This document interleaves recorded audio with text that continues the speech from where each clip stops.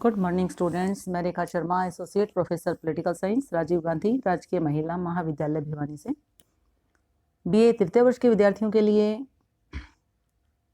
आज हम करेंगे powers and functions of the security council, सुरक्षा परिषद की शक्तियां एवं कार्य। सुरक्षा परिषद संयुक्त राष्ट्र संघ की कार्यपालिका है, ये मैंने आपको पहले बताया था।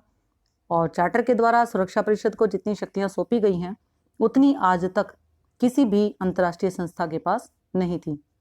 सुरक्षा परिषद की शक्तियों के बारे में चार्टर की धारा 24 में व्यवस्था की गई है कि संयुक्त राष्ट्र संघ के सदस्यों में शांति व सुरक्षा बनाए रखने का मुख्य उत्तरदायित्व सुरक्षा परिषद को दिया है और ये इस बात पर सहमत हैं कि इस उत्तरदायित्व के अंतर्गत अपने कर्तव्यों को पूरा करने में सुरक्षा परिषद उनकी ओर से कार्य करती है। आप इसको इन्वर्टेड कोमा में लिखेंगे कि चार्टर की धारा 24 में व्यवस्था की गई है, कोमा इन्वर्टेड कोमा शुरू, कि संयुक्त राष्ट्र संघ के सदस्यों में शांति व सुरक्षा बनाए रखने का मुख्य उत्तरदायित्व, हम बात कर रहे हैं मुख्य उत्तरदायित्व की, सुरक्षा परिषद को दिया गया है और ये इस बात पर सहमत हैं कि इस उत्तरदायित्व के अंतर्गत अपने कर्तव्यों को पूरा करने में सुरक्षा परिषद उनकी ओर से कार्य करती है। तो आप इसको इन्वर्टेड कोमा में लिखेंगे, इन्वर्टेड कोमा क्लोज करेंगे और पूरी इस बात को आप अंडरलाइन करेंगे क्योंकि ये एक महत्वपूर्ण कानून है, क्योंकि चार्टर में जो कुछ भी लिखा गया है वो सारा का सारा महत्वपूर्ण है। उन्हीं कानूनों के आधार पर आपका यूएनओ काम कर रहा है। इसी प्रकार से धारा 25 के अनुसार संयुक्त राष्ट्र संघ के सदस्य मानते हैं कि वर्तमान चार्टर के अनुसार सुरक्षा परिषद के निर्णयों को मानेंगे और उन्हें क्रियान्वित करेंगे। अर्थात जो यूएनओ के सभी सदस्य राष्ट्र हैं वो इस बात से सहमत हैं कि चार्टर के अनुसार जो सुरक्षा परिषद है अगर वो कोई भी निर्णय देती है तो सभी सदस्य राष्ट्र उसको मान लेंगे और उनके ऊपर कार्य भी करेंगे।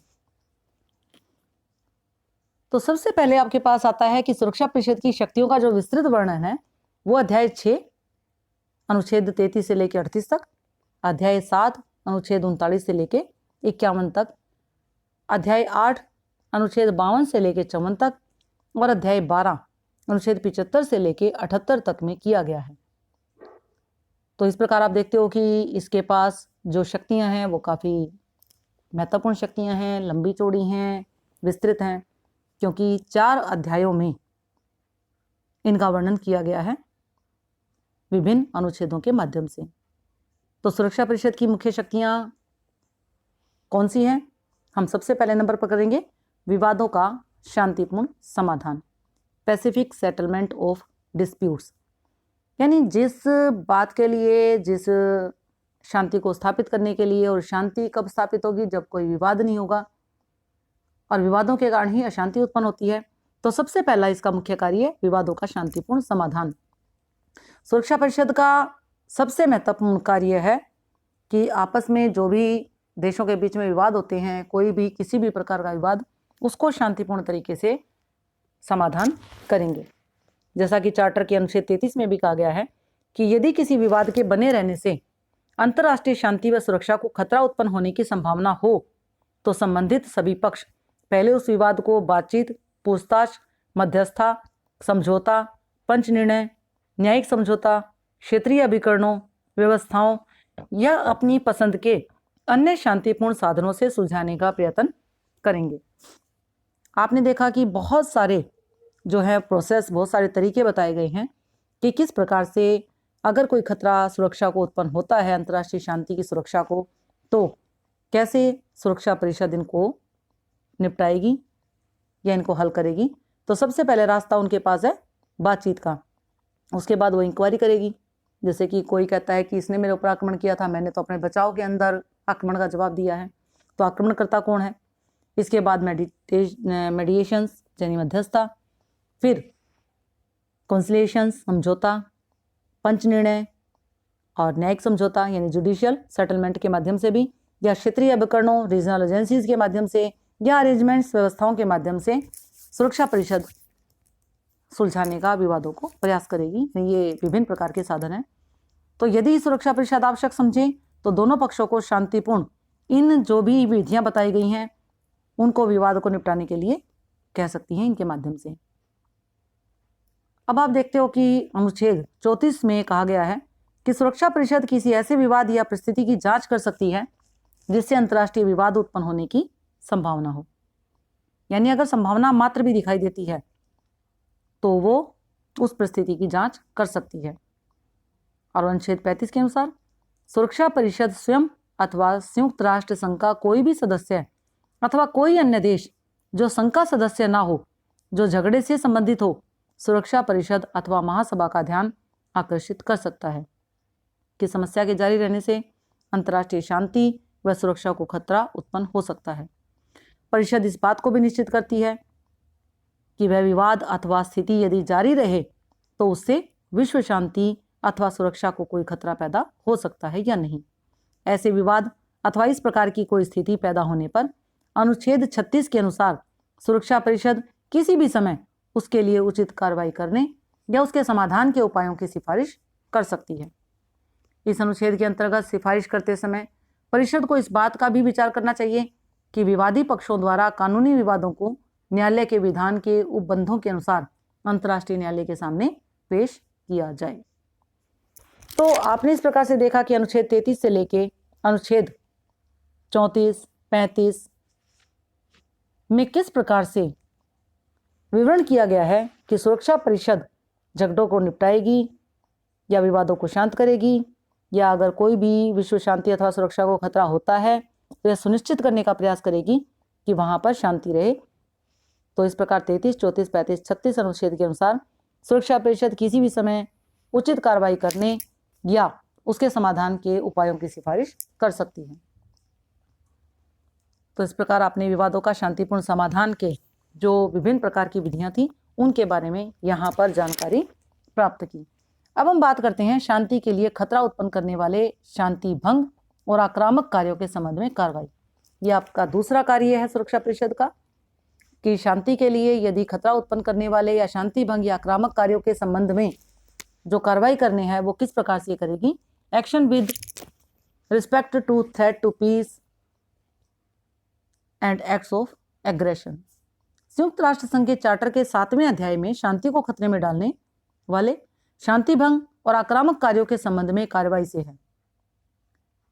यानी जो अध्याय 7 है उसमें क्या कहा गया है कि शांति को खतरे में डालने वाले या शांति भंग या आक्रामक कार्यों के संबंध में कार्रवाइयों से संबंधित कि किस प्रकार से इनके विरुद्ध में कार्रवाई की जाएगी। अनुच्छेद 39 के अनुसार परिषद इस बात का निर्णय करेगी कि कौन सी परिस्थितियां शांति को खतरे में डालने वाली हैं, शांति भंग करने वाली हैं और आक्रमण की परिस्थितियां समझी जा सकती है। वह यह भी सिफारिश करेगी अथवा तय करेगी कि अंतर्राष्ट्रीय शांति व सुरक्षा कायम करने अथवा फिर से स्थापित करने के लिए कौन सी कार्रवाई की जानी चाहिए। अनुच्छेद 40 में भी व्यवस्था की गई है कि किसी स्थिति को बिगड़ने से बचाने के लिए सुरक्षा परिषद अपनी सिफारिशें करने अथवा किसी कार्रवाई को निश्चित करने से पूर्व विवादी पक्षों से ऐसे अस्थायी कार्रवाई करने की मांग करेगी जिन्हें वह उचित या आवश्यक समझें। तो यहाँ पर आपने देखा कि अनुच्छेद 39 में और अनुच्छेद 40 में जो व्यवस्था की गई है वो इस प्रकार की व्यवस्था है कि जिसमें किसी भी स्थिति से बिगड़ने से बचाने के लिए सुरक्षा परिषद अपनी सिफारिश कर सकती है, कार्रवाई को सुनिश्चित कर सकती है, या कोई इस प्रकार की अस्थायी कार्रवाई की मांग कर सकती है जिसे वह उचित समझे या आवश्यक समझे ताकि विवाद को सुलझाया जा सके, या विवादी पक्षों को कुछ इस प्रकार की कार्रवाई करने के लिए कह सकती है जो एक प्रकार से एक बार में शांति बना दे। अनुच्छेद 41 के अनुसार सुरक्षा परिषद अपने निर्णयों पर अमल कराने के लिए ऐसी कार्रवाई भी कर सकती है जिसमें सशस्त्र सेना का प्रयोग ना हो। वह संयुक्त राष्ट्र संघ के सदस्यों से इस प्रकार की कार्रवाई करने की मांग कर सकती है जिसके अनुसार आर्थिक संबंध पूर्णतः अथवा आंशिक रूप से समाप्त किए जा सकते हैं। समुद्र, वायु, डाक, तार, रेडियो और यातायात के साधनों पर रोक लगाई जा सकती है अथवा राजनीतिक संबंध भी तोड़े जा सकते हैं। अब इसमें आपने देखा कि संयुक्त राष्ट्र संघ इस प्रकार की कार्रवाई की मांग करता है कि जिसके अनुसार जो आर्थिक संबंध है या तो पूर्णतः या आंशिक रूप से समाप्त किए जा सकते हैं। यानी किसी के ऊपर जो कार्रवाई की जाएगी वो आर्थिक कार्रवाई किस प्रकार से की जाती है, या सशस्त्र सेना का जहां पर प्रयोग ना करना हो तो वहां पर भी समुद्र है, वायु मार्ग है, डाक तार है, रेडियो यातायात के साधन है, इनके ऊपर रोक लगाई जा सकती है। तो इस प्रकार से ये दबाव डाला जाता है संबंधित पक्ष के ऊपर ताकि वो शांति बनाए रख सके। या राजनीतिक संबंध भी तोड़े जा सकते हैं।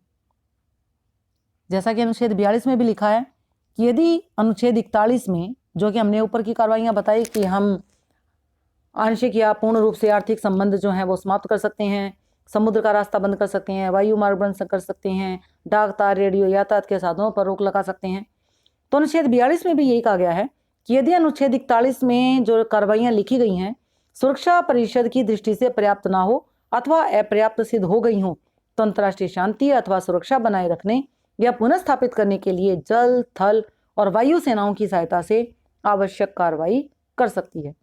और इस कार्रवाई में संयुक्त राष्ट्र संघ के सदस्य देशों की जल, थल और नौसेना विरोध प्रदर्शन कर सकती है, नाकाबंदी कर सकती है अथवा अन्य दूसरे प्रकार की कार्रवाई कर सकती है।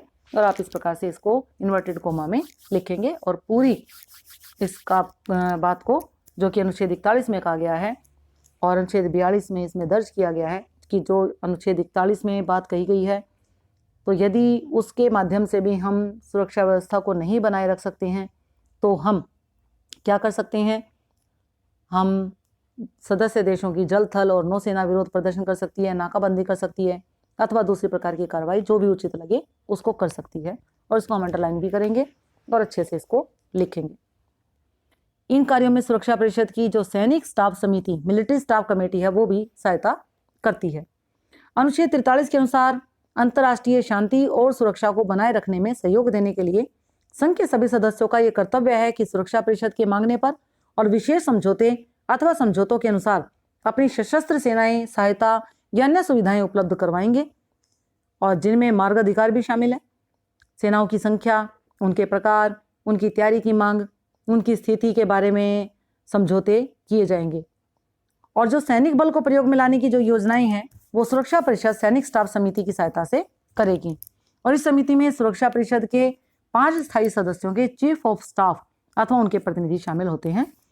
परंतु यदि संयुक्त राष्ट्र संघ के किसी सदस्य पर कोई सशस्त्र आक्रमण होता है तो वह सदस्य राज्य व्यक्तिगत या सामूहिक रूप से आत्मरक्षा करने का उस समय तक अधिकारी है जब तक कि सुरक्षा परिषद स्वयं कोई कार्रवाई ना करे।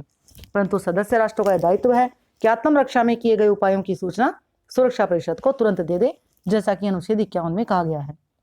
जैसे कि मैंने पहले बताया था आपको कि जब हम विवादों का शांतिपूर्ण समाधान कर रहे थे तो उसमें बात आती है कि हम ये देखते हैं, जैसे मध्यस्थता की बात थी या समझौते की बात थी या जांच की बात थी कि जांच की जाती है, तो उसमें यही जांच करनी होती है कि आक्रमणकर्ता कौन है और आक्रांता कौन है। तो जब तक सुरक्षा परिषद किसी प्रकार की कोई कार्रवाई नहीं करती है तब तक किसी देश पर आक्रमण होता है तो वो देश अपनी सुरक्षा में कार्रवाई कर सकता है, लेकिन उसे इस बात की सूचना तुरंत सुरक्षा परिषद को देनी होगी। और उसके बाद सुरक्षा परिषद जब जांच करेगी तब ये तय करेगी कि किसने पहले आक्रमण किया था और कौन अपनी सुरक्षा में आक्रमण का जवाब दे रहा था, जिसके कारण शांति भंग हुई या अंतर्राष्ट्रीय सुरक्षा को आघात पहुंचा। तो स्टूडेंट्स, हम बाकी की शक्तियां और कार्य नेक्स्ट करेंगे। आज के लिए आपके पास विवादों का शांतिपूर्ण समाधान और शांति के लिए खतरा उत्पन्न करने वाले शांति भंग और आक्रामक कार्यों के संबंध में कार्रवाई ये हमने किया। और इसमें आपने अनुच्छेद 33, 34, 35, 36, 37, 38, 39, 40, 41, 42 और 43 हमने इन अनुच्छेदों की चर्चा की। धन्यवाद।